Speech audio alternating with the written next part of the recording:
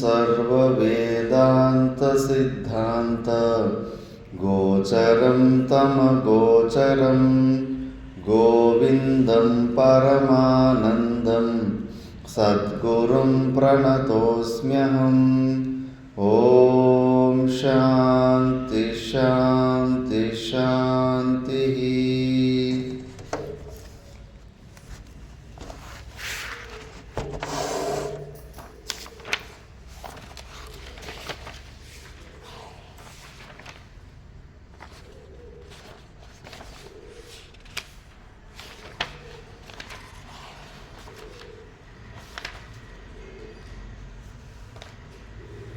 विषयाभिमुखं दृष्ट्वा विद्वांसमपि विस्मृतिः विक्षेपयति धीदोषैः योषाजारमिव प्रियं यथापकृष्टं शैवालं क्षणमात्रं न तिष्ठति ज्ञं वापि पराङ्मुखं लक्ष्यच्युतं चेद्यदि चित्तमीषत् बहिर्मुखं सन्निपतेत् ततस्ततः प्रमादतः प्रच्युतकेलिकन्दुकः सोपानपङ्क्तौ पतितो यथा तथा विषयेष्वाविश्चेतः सङ्कल्पयति तद्गुणान् सम्यक् सङ्कल्पनात् कामः कामात् पुंसः प्रवर्तनम् ततः स्वरूपविभ्रंशो विभ्रष्टस्तु पतत्यधः पतितस्य विना नाशं पुनर्नारोहयीक्षते सङ्कल्पं वर्जयेत् तस्मात् सर्वानर्थस्य कारणम् अपत्यानि हि वस्तूनि व्याधिग्रस्तो यतो सृजेत् अतः प्रमादान्न परोऽस्ति मृत्युः विवेकिनो ब्रह्मविदः समाधौ समाहितसिद्धिमुपैति सम्यक् समाहितात्मा भवसावधानः जीवतो यस्य कैवल्यं विदेहे च स केवलः यत्किञ्चित् पश्यतो भेदं भयं ब्रूते यजुश्रुतिः यदा कदा वापि विपश्चिदेशः ब्रह्मण्यनन्तेऽप्यनुमात्रभेदं पश्यत्यतामुष्य भयं तदेव यदीक्षितं भिन्नतया प्रमादात् श्रुतिस्मृतिन्यायशतैर्निषिद्धे दृश्येऽत्र यत् स्वात्ममतिं करोति उपैति दुःखोपरि दुःखजातं निषिद्धकर्ता समलिं लुचो यथा सत्याभिसन्धानरतो विमुक्तो महत्त्वमात्मीयमुपैति नित्यं मिथ्याभिसन्धानरतस्तु नश्येत् दृष्टं तदेतद् यदचोरचोरयोः यतिरसदनुसन्धिं बन्धहेतुं विहाय स्वयमयमहमस्मीत्यात्मदृष्टैव तिष्ठेत् सुखयति ननु निष्ठा ब्रह्मणि स्वानुभूत्या हरति परमविद्या कार्यदुःखं प्रतीतम्। ఇక్కడి వరకు మనం విచారం చేసుకున్నాం. వివేక చూడామణిలో మనోనాశ నిధిధ్యాసనలో మనోనాశ వాసన క్షయ శ్లోకాల గురించి విచారం చేస్తుంటుంది. ఇందులో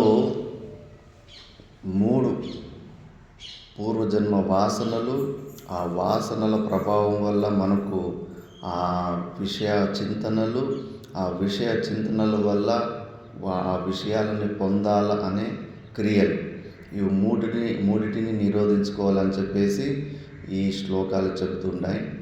బాహ్య వస్తువులని సమూల అవఘాతం దుఃఖం అపహంతుం బ్రహ్మని సమాధానాయ పరాంగుఖత్వం శాతయతి. సంపూర్ణంగా మనకు దుఃఖాలు రాకుండా అజ్ఞానం సంపూర్ణంగా నశించిపోవాలంటే కనుక మొదటి స్టెప్పు బాహ్య వస్తువులు, మన స్వరూపం కన్నా బయట ఉన్న వస్తువులు అటువైపు మనము మనసు పోకూడదు. మనసు బుద్ధులు ఏదన్నా పని చేస్తుంటే లోపల ఉన్న పరమాత్మను గురించినే ఆలోచన చేసుకోవాలి. అవి బయట ఉన్న విషయాల వైపు ఏదన్నా తిరుగుతున్నాయి, దాని గురించి ఆలోచిస్తున్నాయి, విచారణ చేస్తున్నాయి అంటే కనుక మళ్ళీ మనకు మాయలోకి తీసుకెళ్ళిపోతాయి. అందుకే ముఖ్యంగా అదొక్కటే మెయిన్ చేయాల్సింది. మనము మనసు బుద్ధుల్ని బయటకు పోనీయకుండా, వాటికి అవకాశం ఇస్తే ఆలోచనలు చేస్తుంటాయి. వాటికి అవకాశం ఇవ్వకుండా ఏదో ఒకటి ఆలంబన, మంచి శాస్త్రం ఆలంబన పట్టించేయండి, గురుమంత్రం ఆలంబన పట్టించేయండి, జపం చేసుకోండి, శాస్త్రం స్వాధ్యాయం చేసుకోండి. అట్లా ఏదో ఒకటి మనసుకు బిజీగా చేసి పరమాత్మ గురించినే చింత చేసేలాగా చేయాలి. ఖాళీగా వదిలిపెట్టేస్తే బయట విషయాలను చింత చేస్తుంటుంది. దాన్ని శ్లోకంలో చెప్తా ఉన్నాను. బాహ్యాభిసంధి పరివర్ధయేత్ ఫలం దుర్వాసనామేవ తతస్తతోధికాం జ్ఞాత్వా వివేకైః పరిహృత్య బాహ్యం స్వాత్మానుసంధిం విదధీత నిత్యం.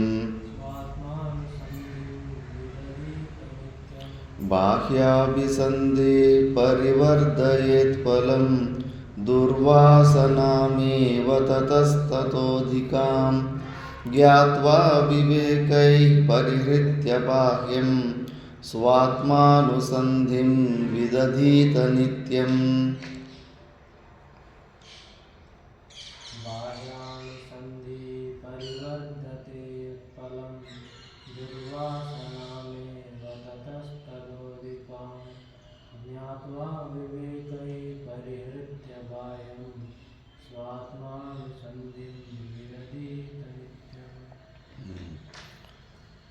బాహ్యాపసంధిం పరివర్ధయేత్ దుర్వాసనమేవ ఫలం తతస్తతోధికం. బాహ్యమైన వస్తువులను మనం ఆలంబన చేసుకుంటే దాని రిజల్ట్ ఏంటంటే మనలో ఉన్న దుర్వాసనలు, మన ఆత్మజ్ఞానాన్ని కానివ్వకుండా ఏది ఆపుతున్నాయో మళ్ళీ ఆ దుర్వాసనే బలపడిపోతుంది, ఇంకా ఎక్కువ స్ట్రాంగ్ అయిపోతుంది. ఏదైనా ఒకసారి అనుభవం చేసింటే ఎక్కువ దాని గురించి గుర్తుకుండదు. ఏదైనా ఒక వస్తువుని ఎక్కువ సార్లు బాగా అనుభవించింటే కన్నా అలాంటి వస్తువు మళ్ళీ మళ్ళీ గుర్తుకొస్తూ ఉంటుంది. కాబట్టి ఆ బాహ్య మనుషులకు మాత్రం బాహ్య వస్తువుల గురించి ఆలోచించడము, వాటిని అనుభవించడం ఇలాంటివి అలవాటు చేయకూడదు.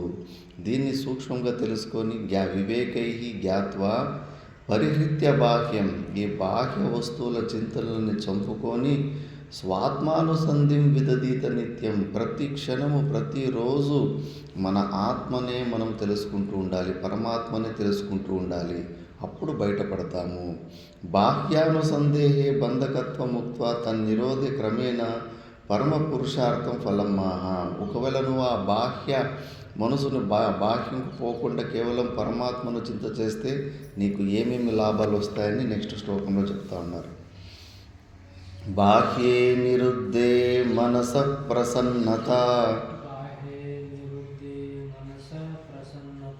మనః ప్రసాదే పరమాత్మ దర్శనం తస్మిన్ సుదృష్టే భవబంధనాశః బహిర్నిరోధః పదవీ విముక్తేః. బాహ్యే నిరుద్ధే మనసః ప్రసన్నత మనః ప్రసాదే పరమాత్మ దర్శనం తస్మిన్ సుదృష్టే భవబంధనాశః బహిర్నిరోధః పదవీ విముక్తేః.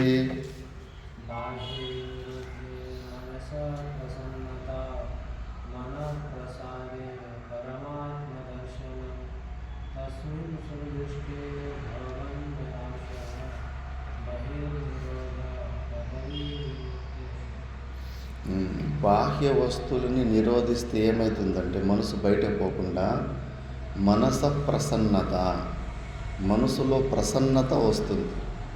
ఎప్పుడు మనము ప్రసన్నంగా ఉండాలి. ఊరికే కోరి కష్టాలు తెచ్చుకుంటాం. పక్కదారిలో పోతున్న ముళ్ళని తీసుకొని నెత్తి మీద వేసుకుంటాము. అనవసరం మనం వాళ్ళ గురించి, వీళ్ళ గురించి, దాని గురించి, దీని గురించి ఏమి మనకి అనవసరమైన విషయాలంతా బుర్రలో వేసుకొని పిచ్చిగా టెన్షన్ తీసుకొని ఊరికే సస్తుంటాం. ఎంత అది పాపమూట. ఆ పాపమూట మనకు అట్లా చేస్తుంది. మనల్ని మనశ్శాంతంగా ఉండేలాగా చేయదు. కోరి కష్టాలని మీదికి వేసుకుంటూ ఉంటాం. ఆ బురద ఉంటుంది, బురదలోకి రాయి వేసుకుని బురదను మన మీద ఎగిరించుకుంటూ ఉంటాం. ఎందుకంటే ఆ ప్రసన్నంగా ఉండే అలవాటు లేదు. ఎప్పుడు చిటిచిట అంటూ జీవించి ఒక్కసారిగా సైలెంట్గా ప్రశాంతంగా ఉండాలంటే అది కుదరదు. ఆ అలవాటు పెంచుకోవాలి. సైలెంట్గా, మంచిగా, ప్రసన్నంగా మనలో మనం యోగరతో వా భోగరతో వా సంగరతో వా సంగవిహీనః యస్య బ్రహ్మణి రమతే చిత్తం నందతి నందత్యేవ భజ గోవిందం గోవిందం భజ మూఢమతే. ఎవరు మనసు ఆ పరమాత్మలో ఉంటుందో యోగరతోవా భోగరతోవా, మంచి యోగాభ్యాసంలో ఉన్నప్పుడు, భోగాలు అనుభవిస్తూ ఉన్నప్పుడు కూడా, సంఘంలో ఉన్నప్పుడు, సంఘ విహీనుడిగా ఏకాంతంగా ఉన్నప్పుడు కూడా నందత్యేవ, తనలో ఉన్న ఆ స్వరూపాన్ని తెలుసుకుంటూ పరమ ప్రసన్నంగా ఉంటాడు. ప్రసన్న ముద్ర. గురువులలో ఉన్న లక్షణాలు, అన్ని లక్షణాలు మనం గుర్తుపెట్టలేము. ఒకసారి కోపం ఉన్నట్టు ఉంటారు, తిడుతున్నట్టు ఉంటారు. కానీ గురువుల దగ్గర ఒక గుణాన్ని మాత్రం వాళ్ళు దాచిపెట్టలేరు. వాళ్ళు ప్రసన్నంగా ఉంటారు. వాళ్ళ దగ్గర పోతే మనం కూడా శాంతమైపోతాం. ఆ ప్రసన్నంగా ఉండే అలవాట్లు చేసుకోవాలి. ఎప్పుడు చిట్ట అని ఊరికే లేనిపోని కష్టాల మీద వేసుకోరు కాదు. ఆ అలవాటు కొన్ని రోజులు ప్రాక్టీస్ చేసుకోవాలి. మనకు అవసరం లేదు. ఇంకోరు జీవితంలో ఏం జరుగుతున్నదని మనకి సంబంధం లేదు. ప్రతి ఒక్కరు వాళ్ళ పుణ్యకర్మలు చేసుకొని ప్రారంభాలు తీసుకొని వచ్చింటారు. వాళ్ళ బుద్ధి ఉంటే పోతుంటారు, లేకపోతే నశించిపోతారు. మనది ఏమి ప్రాజెక్ట్ లేదు, మనకి కర్తవ్య అవన్నీ ఏమీ లేదు. మనం ఆత్మ జ్ఞానాన్ని పొందడానికి వచ్చారు.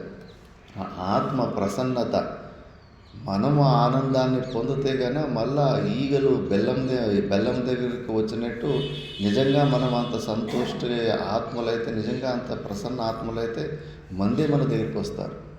ఉన్న జ్ఞానాన్ని అప్పుడు మనము ఏదైనా షేర్ చేసుకోవచ్చు. అంతేకాని మనం ఎవరి జీవితాలు మనం కాంట్రాక్ట్లు తీసుకోలేదు. మన ప్రసన్నత, మనసు ఒక ప్రసన్నత చాలా ఇంపార్టెంట్. ఏ ఒక్క విషయం వల్ల కూడా మనం తలజడపుకోకూడదు. సంబంధమే లేదు మనకు. నేనాయ, నా జీవితమే, నా పనులాయ, అంతే. అంతవరకు సీమితంగా ఉంటే ఆ ప్రసన్నంగా ఉండే అలవాట్లు పెరుగుతాయి. లేదంటే చిన్న ఒక్కొక్క వస్తువుకు ఒక్కొక్క టెన్షన్ తెచ్చుకోవాలనుకుంటే కానీ ఆ అలవాట్లు వదిలిపెట్టేది. బాహ్య నిలిస్తే మనసహ ప్రసన్నత. ఫస్ట్ మనసు ప్రసన్నంగా అయిపోతుంది. మనము బయట వాళ్ళ విషయాలు పట్టించుకోకుండా మనలో మనం పట్టించుకునేది ఎప్పుడు చేస్తామో, ఇప్పుడు ఇంట్లో ఎవరైనా చిన్నపిల్లలకి అబద్ధం చెప్పమని చెప్తారా? స్కూల్లో ఎవరైనా టీచర్లు ఏమైనా అబద్ధం చెప్పమని చెప్తారా? మరి సమాజంలో అబద్ధాలు ఎందుకు చెప్తున్నారు? ఎక్కడ నేర్చుకున్నారు వాళ్ళు? ఇంట్లో అమ్మా నాన్నలు చెప్పలేదు, స్కూల్లో టీచర్లు చెప్పలేదు. అబద్ధాలు చెప్పాలని ఎక్కడ నేర్చుకున్నారు? వ్యవహారంలో, ఆచరణలో. అంటే మనం తెలుసుకోవాల్సి ఉండేది, మనం చెప్పే మాటలు జ్ఞానమైన మాటల కన్నా మనం ఆచరించేదాన్ని ఇంకోరు చూస్తూ ఉంటారు. పిల్లలు కూడా అంత చూస్తుంటారు. వీళ్ళు ఊరికే మాటల్లో చెప్తున్నారు అబద్ధాలు చెప్పొద్దని, జీవితంలో నిజంగానే అబద్ధాలు చెప్తున్నారని వాళ్ళకి ఎన్నో ప్రూఫ్లు తెలిసిపోతాయి. మరి ఆచరణాన్ని చూసి పిల్లలు నేర్చుకుంటున్నప్పుడు మనము ఆచరించాలి కదా. మనము ప్రసన్నంగా ఉంటే కన్నా మనం ప్రసన్నంగా ఉన్నదాన్ని చూసి పిల్లలు కూడా ప్రసన్నంగా జీవితం గడుపుతారు. మనమే చిట్ట అని ఉదయం నుంచి సాయంత్రం కై అనుకుంటూ ఉన్న మనశ్శాంతిని పాడు చేసి అట్లుంటే కానీ ఆ పిల్లలు ఏం నేర్చుకుంటారు? పిల్లలు కూడా వాళ్ళు కూడా కై కై కై కై అని చిన్న చిన్న విషయాలు కూడా కోపాలు తెచ్చుకోవడము, అరుచుకోవడము ఇవన్నీ చేస్తూ ఉంటారు. అందుకే ప్రసన్నంగా ఉండాలని కోరిక పుట్టాలి. ఏంది ఇది ఎప్పుడు ఊరికి డిస్టర్బ్ అవుతూ ఉంటారు అనవసరంగా. నేను మోక్షాన్ని పొందడానికి వచ్చాను. ఎందుకంటే ప్రసన్నంగా ఉంటేనే మనఃప్రసాదే పరమాత్మ దర్శనం. మనస్సు ప్రసన్నంగా ఉంటేనే పరమాత్మని దర్శనం అవుతుంది. మనసులో చంచలత్వము అది ఇది లేనిపోనివని డస్ట్బిన్ లాగా మనము బుర్రలో వేసుకుంటే మా మా పరమాత్మ దర్శనం కాదు. శాస్త్ర ప్రమాణం శంకరాచార్యులు భగవాన్ చెప్తున్నారు, మనఃప్రసాదే పరమాత్మ దర్శనం. మనసు చాలా ప్రసన్నంగా ఉంటేనే మన లోపల ఉన్న పరమాత్ముడు దర్శనమవుతుంది. తస్మిన్ సుదృష్టే భవబంధ నాశగా. ఎప్పుడు ఆ పరమాత్మని మనం దర్శించుకుంటాం, లోపల ఉన్న పరమాత్మని, అప్పుడు ఈ భవబంధం, ఈ సంసారము నాశనమవుతుంది. బహిర్నిరోధ పదవి విముక్తే. అందుకే ఫస్ట్ స్టెప్ బాహ్యం, బయట విషయాల గురించి ఆలోచన వదిలిపెట్టి, నీకు అవసరం లేదు. స్వప్నంలో నీ స్వప్నంలో ఎంతమంది కష్టపడ్డారు, ఎంతమందికి అప్పులు ఉండే, ఎంతమందికి కుసంస్కారాలు ఉండే. విచిత్రంగా చిన్న పిల్లోళ్ళు స్వప్నంలో సిగరెట్లు తాగుతుంటారు, మందు తాగుతూ ఉంటారు. వాళ్ళ గురించి లేచిన తర్వాత చింత చేస్తావా? ఎందుకు మరి స్వప్నంలో పోయి వాళ్ళ గురించి చింత చేసి వాళ్ళు ఉద్ధారం చేయాలి, వాళ్ళు బాగుపడాలని కొద్దిగా అనుకోవాలి కదా. ఎందుకు అనుకోం? ఎందుకంటే అది లేదు, వట్టిదే అది. ఈ ప్రపంచం కూడా అంతే. ఈ విషయం మనం తెలుసుకోవాలి. ఊరికే అనవసరంగా లేనిపోని ప్రాజెక్టులన్నీ నెత్తినేసుకుంటూ ఉంటాం. ప్రపంచం మిథ్య అన్న విషయం మనం మర్చిపోవాలి. ప్రతి ఒక్కరికి వారు చేసుకున్న పుణ్య పాప కర్మల వల్ల వాళ్ళకి బుద్ధి ఉంటే కానీ మంచి మార్గంలో నడుస్తారు. లేకపోతే మన ప్రయత్నం అంతే మంచి విషయాలు మంచి మార్గంలో గైడ్ చేయడానికి. అలా కాకుండా ఊరికి వాళ్ళ గురించి వీళ్ళ గురించి అంత బుర్రలో నింపుకొని రోజు తల జరుపుకుంటూ ఉంటే కన్నా ఎక్కడ ప్రసన్నంగా ఉంటుంది మనసు? ఉన్న మనశ్శాంతి కూడా పాడైపోతుంది. ప్రసన్నంగా ఉండడము అలవాటు నేర్చుకోవాలి. అబ్బా, నేను ప్రసన్నంగా ఉండాలి, నేను ఎవరి జోలికి పోయేది వద్దు, నా జోలికి ఎవరు రావద్దు, ఇట్లా అనుకోవాలి కదా. మనము కోరి ఇంకో జోలికి పోతే కానీ వాళ్ళు ఊరికి ఉంటారు.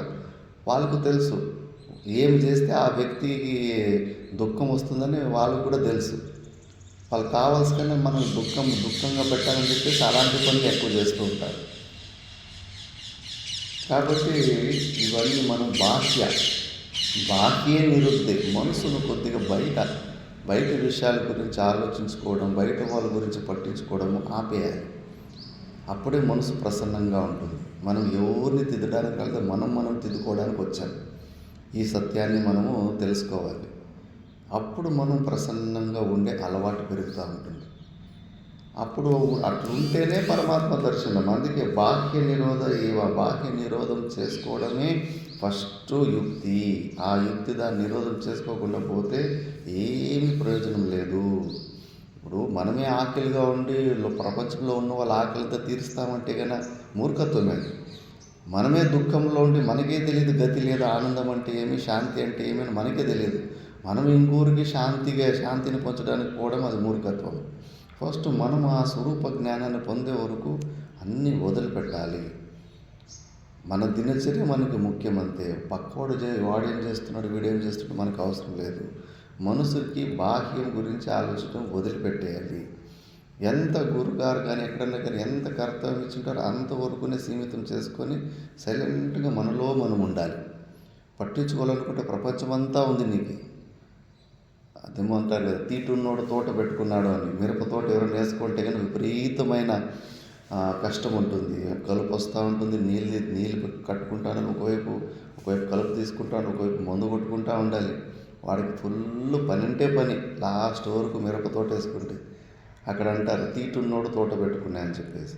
మనకు కూడా అంతే తీట ఉంటుంది కాబట్టి వాళ్ళ జోలికి వీళ్ళ జోలికి పోయి ఊరికి మనశ్శాంతిని పాడు చేసుకుంటాం. అది ఆ మనశ్శాంతి పాడు చేసుకోవడం వల్ల ఇంకా మనసు విపరీతంగా చంచలత్వం వచ్చేసి ఇంకా ఎక్కువ డిస్టర్బ్ అయిపోతుంది. చుట్టూ ఉన్న వాళ్ళు కూడా డిస్టర్బ్ అవుతుంది. ఒక ప్రసన్నం లేని వ్యక్తి మధ్యలో ఉంటే కన్నా ప్రసన్నంగా ఉన్న వాళ్ళు కూడా డిస్టర్బెన్స్ అవుతుంది. ప్రసన్నంగా ఉండాల. ముఖంలో హావభావాలు ఎప్పుడు ప్రసన్న ముద్రలో ఉండాలి. లోపల మనసులో ప్రసన్నత ఉంటే బయట హావభావాలు ప్రసన్నత ఉంటుంది. కుక్కలు కానీ పశువులు కానీ మనకి విపరీతంగా కోపం ఉంటే దగ్గర కూడా రావు. అదే ప్రసన్న ముద్రలో ఉంటే కనుక కొద్దిగా దగ్గరికి వస్తాయి పక్షులు కానీ ఇవన్నీ. అక్కడ సాధువులు హిమాలయాల్లో ధ్యానంలో కూర్చోంటే పక్షులు వాళ్ళ మీద వచ్చి కూర్చుంటాయి. చేతులు వాళ్ళు గింజలు పెడితే కనుక చేతుల మీద కూర్చొని తినిపోతాయి. మన దగ్గరకు వస్తాయి, చూస్తేనే పారిపోతాయి. ఎందుకంటే వాటికి మన హావభావాలు తెలిసిపోతాయి. వీళ్ళు శాంతంగా లేరు, ప్రసన్నంగా లేరు అని చెప్పేసి. అనవసరంగా తల జడుపుకుంటారు. అనవసరం అంటే అనవసరం. మరి 24 గంటలు డిస్టర్బ్గానే ఉండి నువ్వు శాంతిని పొందాలంటే ఎక్కడి నుంచి వస్తుంది? ఎందుకు డిస్టర్బ్ అవుతున్నావు? ఏం అవసరం ఉంది నీకు వాళ్ళ గురించి వీళ్ళ గురించి పట్టించుకోవడానికి? నీ గురించి నువ్వు పట్టించుకో, ప్రసన్నంగా ఉండు. నువ్వు ప్రసన్నంగా ఉంటే నీ దగ్గరికి వస్తారు. అబ్బా, ఈ నా దగ్గర ఏమో జ్ఞానం ఉంది, ఈ దగ్గర ఏమో తెలివితేటలు ఉన్నాయి. ఎవరు జోలికి పోకుండా ఎంత సైలెంట్గా, ఎంత మంచిగా, హాయిగా, శాంతంగా ఉన్నాడబ్బా, నేను ఆయనలాగా శాంతంగా ఉండాలబ్బా అని వాళ్ళకి కోరిక పుడుతుంది. అందుకే బాహ్యం గురించి ఆలోచించడం మనం ఆపేయాలి. ఈ అబద్ధమైన ప్రపంచంలో మిథ్య అని రోజు అరుస్తూ ఉన్నా కూడా అందులో నీకు సత్యత్వ బుద్ధి ఎందుకు? వాడేమో చేస్తున్నాడు, వాడు అట్లెందుకు చేస్తున్నాడు, వీడు ఇట్లెందుకు చేస్తున్నాడు, వాడు నా మాట వింటాలేడు. ఎందుకు వింటాడు నీ మాట? ఎవడు వింటాడు? మన మాట మన మనసు మనమే వినలేకపోతున్నాము. కాబట్టి ఈ ప్రసన్నత ఉండాలి. అందుకే బాహ్య నిరుద్ధే మన ప్రసన్నత. ఇది సూత్రం, ఇది ఫార్ములాలు గోడ మీద రాసుకోవాలి. మనం ప్రసన్నంగా ఉండాలంటే మన మనసు నుంచి బాహ్యం, మనకన్నా భిన్నంగా ఉన్న వాటి గురించి ఆలోచించడం ఆపేయాలి. అప్పుడు మనము ప్రసన్నంగా ఉంటాము. ఇతరులను నొప్పించకుండా, తను నోయకుండా తప్పించుకు తిరుగువాడే ధన్యుడు సుమా అని. అది ఆ చేప జారినట్లు జారే తత్వాన్ని మనం తెలుసుకోవాలి. నిన్న బండిలో వస్తుంటే కానీ ఒక తాగుబోతు ఇక్కడ ఏరిగిరిలో అడ్డం వచ్చాడు. ఇంకేం యుద్ధానికే వచ్చాడు. కార్ని పోనిస్తలేడు, ఉండనిస్తలేడు. అర్థమైపోయింది, తాగి అడ్డం వచ్చాడని చెప్పేసి. మళ్ళీ ఎర్రబట్టలు చూసి దగ్గరకు చూసి ఎవరో స్వామి అని చెప్పేసి నమస్కారం పెట్టి వదిలిపెట్టాడు. లేకపోతే కానీ యుద్ధానికి రెడీగా ఉండి నిన్న. అలాంటి మూర్ఖులతో ఉన్నప్పుడు మనము నార్మల్ వ్యక్తి అనుకుంటే కన్నా ఊరికే కావాల్సిన రాయి తీసుకొని కారు కూడా వేసేసేవాడు. ప్రపంచమంతా అట్లే ఉంది. ఎందుకు మనకు అనవసరమైన విషయాల తల దూర్చడం? అట్లా న్యాకు ఉండాలి. న్యాకుగా ఉండి చేప తప్పించుకున్నట్లు తప్పించుకుంటా ఉండాలి. వ్యవహారం ఎవరికి దొరకకూడదు. అట్లా అలవాటు నేర్చుకోవాలి. ఏకాంతంగా ఉండే అలవాటు నేర్చుకోవాలి. ఊరికి అరుస్తూ ఉంటే, కరుస్తూ ఉంటే, పర్సన్ ఎప్పుడు టెన్షన్ తీసుకుంటూ ఉంటే కన్నా పిచ్చి పట్టేస్తుంది. కాబట్టి టీచర్లకి టీచర్ పోస్ట్లో ఉన్న వాళ్ళకి ఎక్కువ బీపీ తొందరగా వచ్చేస్తుందంట. పిల్లలు చెప్పిన మాట వినరు. ఓపిక ఎవరికన్నా కానీ నశించిపోతుంది. పిల్లల్ని మెయింటైన్ చేయడం. ఎక్కువ బ్లడ్ ప్రెషర్ వాళ్ళకి ఎక్కువైపోతూ ఉంటుంది. టెన్షన్ తీసుకోవాల్సి వస్తుంటుంది. తీసుకోకూడదు. అట్లా చెప్పే వరకు అంతే. ఇది ఒక సినిమా, యాక్టింగ్ చేసుకోవాలి. యాక్టింగ్ చేస్తూ ఉండాలి అంతే. మనం రియల్గా ఇన్వాల్వ్ అయిపోయామా పిచ్చి పట్టేస్తుంది. మళ్ళీ ఆ రోజు డిస్టర్బ్ అయ్యి టెన్షన్ తీసుకునే అలవాటు ఉంటే కన్నా ఈరోజు 2-3 గంటల సేపు టెన్షన్ తీసుకుంటే రేపు 3:30 గంటల సేపు, ఎల్లుండి 4 గంటల సేపు, మళ్ళీ 6 గంటల సేపు ఆ పిచ్చి మళ్ళీ ఆ వైరస్ అందరికీ అబ్బుతుంది. ఒక పిచ్చోడు ఉంటే చాలు, మళ్ళీ ఆ పిచ్చి ఒకరిని చూసి ఇంకో పిచ్చోడు కూడా వాడు కూడా టెన్షన్ అవ్వడం నేర్చుకుంటాడు. ఉండకూడదు. ప్రసన్నంగా ఉండాలి. సాధకులు, ముముక్షులు ఎట్లాంటి మూగవాడు ఉన్నట్టుగా ఉండాలి. ఆశ్రమంలో అవసరమైనదే శబ్దం బయటికి తీసుకుంటూ ఉండాలి. అన్నీ కళ్ళు, నోరు, చెవులు అన్నీ బంద్ చేసుకోవాలి. ఇంకా గేట్లు ఎన్ని రోజులన్నీ ఓపెన్ పెట్టుకుంటూ ఉంటాం బయట. అన్నీ మూసుకొని సైలెంట్గా మన లోపల ఉన్న ఆ పరమాత్మ వస్తువుని మనం ధ్యానం చేసుకుంటూ ఉండాలి. మేము చెప్తాం కదా, కైలాసాశ్రమంలో 80 మంది మహాత్ములు, 10-15 మంది బ్రహ్మచారులు ఉంటే కన్నా కిస్సక్క మన సౌండ్ రాదు. అంతమంది భోజనం చేసేటప్పుడు కూడా అంత నిశ్శబ్దంగా ఉంటారు. ఎందుకంటే అది సంస్కారం. సాధకులకి శాస్త్ర జ్ఞానం వల్ల అలా నేర్పించింటారు. 10 శబ్దాలు చెప్పే ఆ జాగ కాడ ఒక్కటి చెప్పు. ఒక్క శబ్దంతోటి పని అయిపోయేటట్టు ఉంటే కానీ అది ఒకే ఒక శబ్దమే పలుకు. ఎక్కువ శబ్దాన్ని కూడా వ్యర్థం చేసుకోవద్దు. మెల్లమెల్లగా ఒక్కొక్కటి క్రియను తగ్గించుకొని అంతర్ముఖి అవుతూ ఉండాలి. ఇంకా లేనిపోని పక్కదారిలో పోయే సమస్యలన్నీ మీది వేసుకుంటూ పోతూ ఉంటే కానీ ఇంకా టెన్షన్ పెరుగుతూ ఉంటుంది. అందుకే బాహ్య నిరుద్ధే మనసః ప్రసన్నత, బయట గురించి ఆలోచించడము వదిలిపెట్టేసిడి. నీకు శాంతి కావాలంటే దాన్ని మళ్ళా ఒకవేళ జ్ఞాని అయినోడు అలాంటి మూర్ఖత్వమైన పని ఎందుకు చేస్తాడని నెక్స్ట్ శ్లోకంలో చెప్తున్నాడు. కః పండితః సన్ సదసద్వివేకీ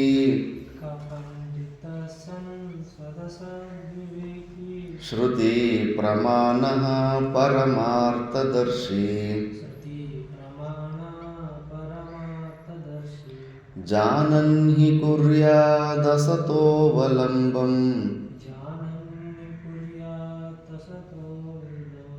అసతోవలంబం స్వపాతహేతోః శిశువన్ముముక్షుః.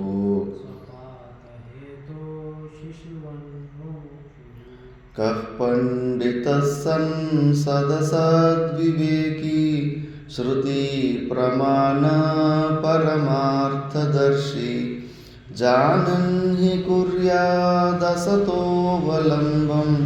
స్వపాతహేతోః శిశువన్ముముక్షుః.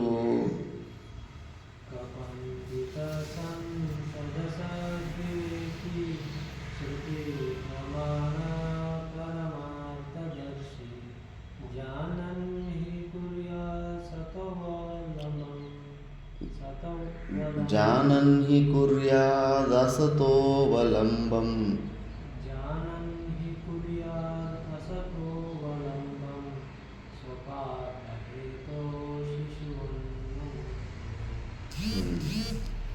కహ పండిత సన్. ఒకవేళ ఎవరన్నా జ్ఞాని బుద్ధివంతుడైనడు ఈ సదసద్వివేకి, సత్ అంటే ఏమి అసత్ అంటే ఏమని తెలుసుకున్న వ్యక్తి. సత్ అంటే త్రికాల అబాధిత్వం సత్, 3 కాలాల్లో నిత్యంగా ఎప్పటికీ ఉండేదాన్ని సత్ అంటారు. దానికి భిన్నంగా ఉండేదంతా అసత్. మరి ఆ సత్తు గురించి, సత్ అంటే మన లోపల ఉన్న ఆ సచ్చిదానంద స్వరూపుడు ఒకడే సత్యమైన వస్తువు, మిగతావన్నీ అబద్ధమైన వస్తువులు, లేని వస్తువులు. అలాంటి సత్తు అసత్తు వివేకం బాగా చేసుకున్న వ్యక్తి జ్ఞాని శృతి ప్రమాణాల ద్వారా తెలుసుకున్న వ్యక్తి. కల్పనలు కూడా కాదు, మళ్ళీ పరమార్థదర్శి. ఎప్పుడు ఆ పరమార్థాన్ని, ఆ పరమాత్మను గురించే తెలుసుకున్న వ్యక్తి అన్ని విషయాలు జానన్హి కుర్యాత్ అసతో అవలంబనం. అసత్తు వస్తువుల ఆలంబం ఎందుకు చేస్తాడు? స్వపాతహేతో శిశువన్ను. చిన్నపిల్లోళ్ళు ఒకసారి తెలియకుండా పోయి పాముని చేతిలో పట్టుకునేకపోతారు, ఆ నిప్పులు చేతిలో పట్టుకునేకపోతారు. ఎందుకంటే వాళ్ళ అజ్ఞానం ఉంటుంది. కానీ స్వయంగా తెలుసుకున్న జ్ఞాని అలాంటి తప్పులు చేస్తాడా? మరి రోజు చేస్తున్నామే మనం. అసత్తు విషయాల్ని రోజు పట్టుకుంటున్నాం, రోజు తలజడుక్కుంటున్నాం మనం.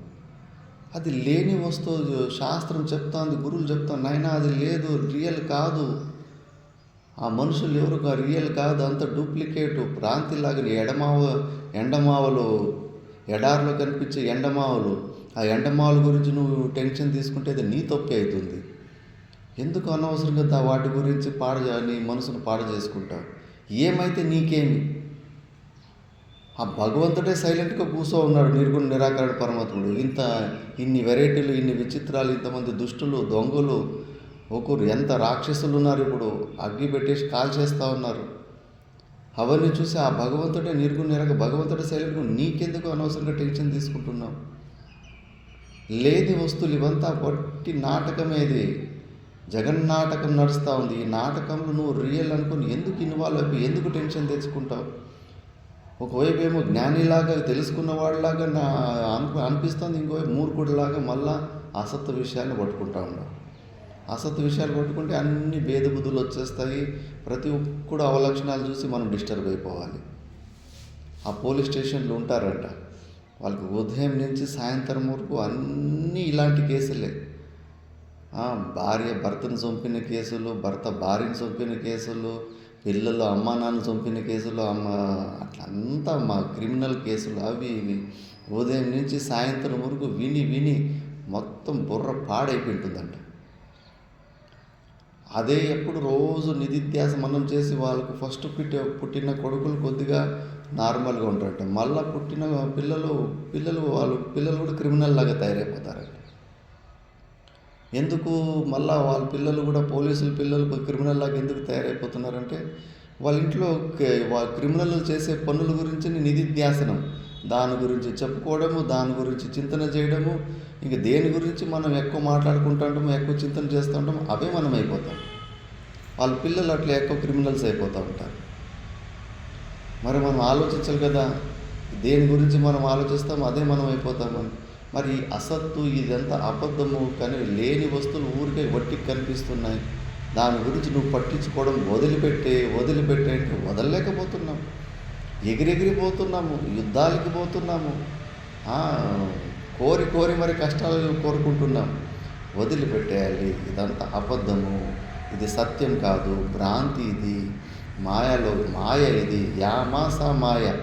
ఏదైతే లేనిది ఉన్నట్టుగా కనిపిస్తుంటో దాన్నే మాయ అంటారు.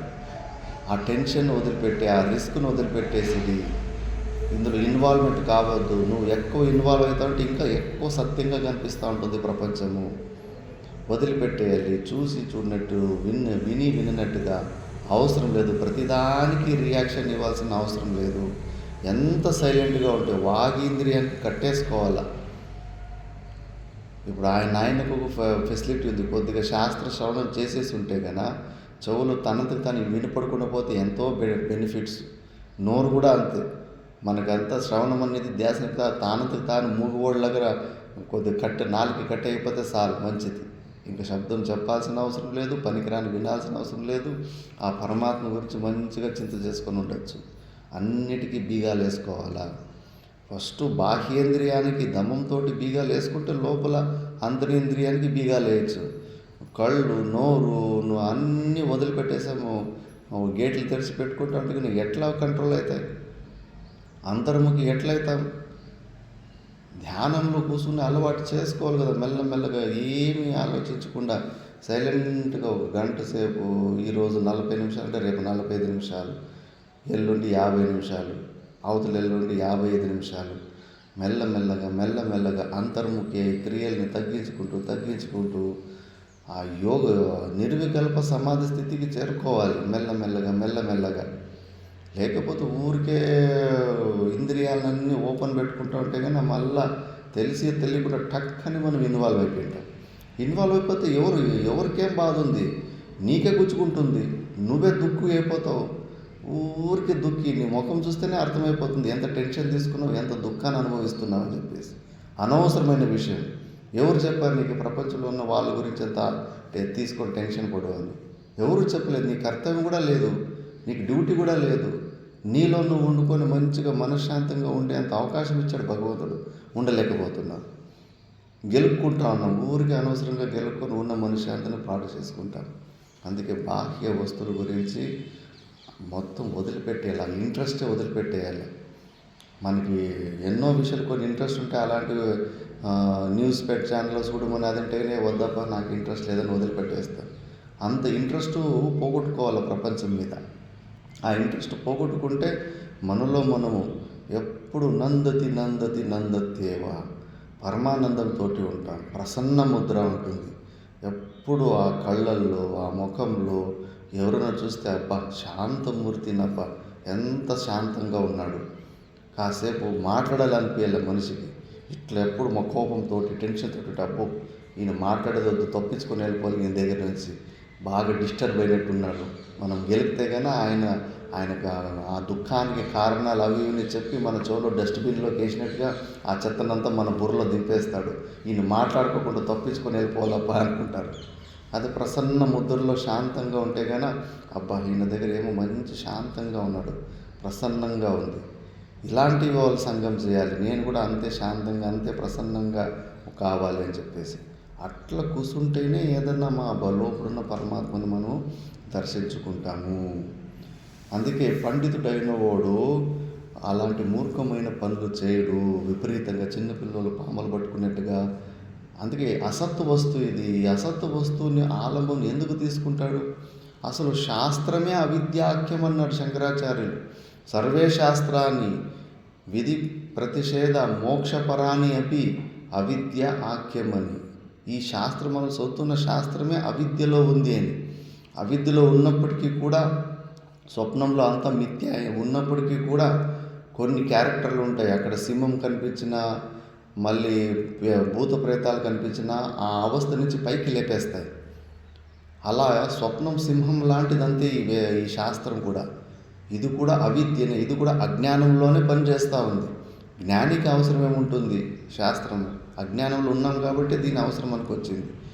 ఈ శాస్త్రమే పవిత్రమైన ఈ శాస్త్రమే అజ్ఞానంలో ఉంది అన్నప్పుడు, ఈ శాస్త్రం కన్నా భిన్నంగా ఉన్న బయట ఉన్న ప్రపంచం గురించి ఎందుకు తలచెప్పుకుంటావు?